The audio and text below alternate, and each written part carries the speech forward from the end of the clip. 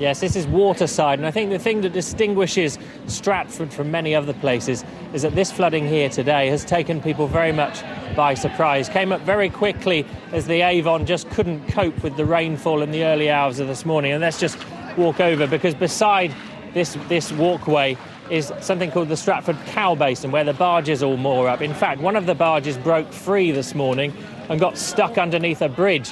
Thankfully, no one was inside, but the fire service had some frantic few moments banging on the side to try and see if there was anyone. In the end, it sank.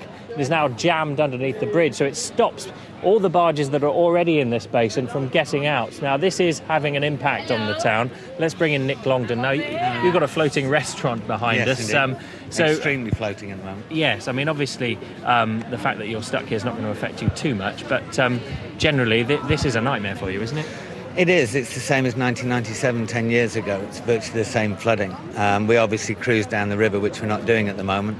But business does go on. Everybody still goes on. We're now having where people can have dinner and watch the flooding go by.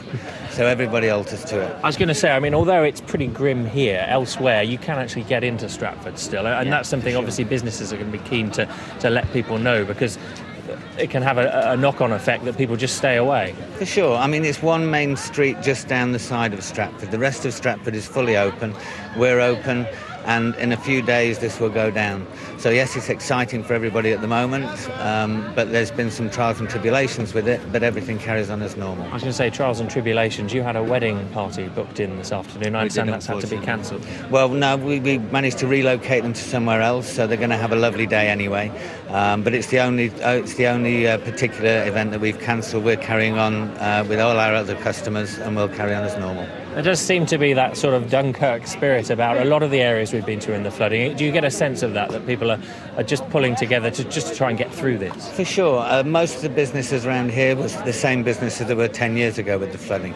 That was our trial run, if you like. We know what to do. We've moved everything around so we can still keep operating. All the pleasure boats that are stuck at the moment are well in control of the situation. So the panic seems to have passed. We'll settle down now, get on with our business, and offer people a good time in Stratford like we always do. Of course, you're in a good position that your business can rise with the flood waters, but with another foot or so expected to come down the next few hours, obviously a lot of the buildings that way are going to be hit quite badly, aren't they? They are. I mean, the one fortunate thing from 1997 is we were able to go around yesterday and warn a lot of people what was going to happen from what happened yesterday.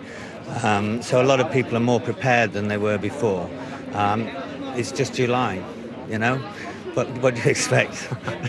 Nick, thanks very much. So people keeping a sense of humour about things here. But I recently spoke to one of the managers at the Royal Shakespeare Company. Now, the RST has had some water in. Of course, the theatre itself is closed at the moment for renovation, but that will have some effect. And she'd just gone down to have a look at the Swan as well, just to see what was going on and to see whether or not performances would have to be cancelled. It seems amazing with all this water that they're even thinking about performances, but I think the general spirit here is that people are trying to carry on as best they can, but we'll be getting an update at some time soon as to what exactly the RSC's plans are for the rest of the day, and we'll keep you posted.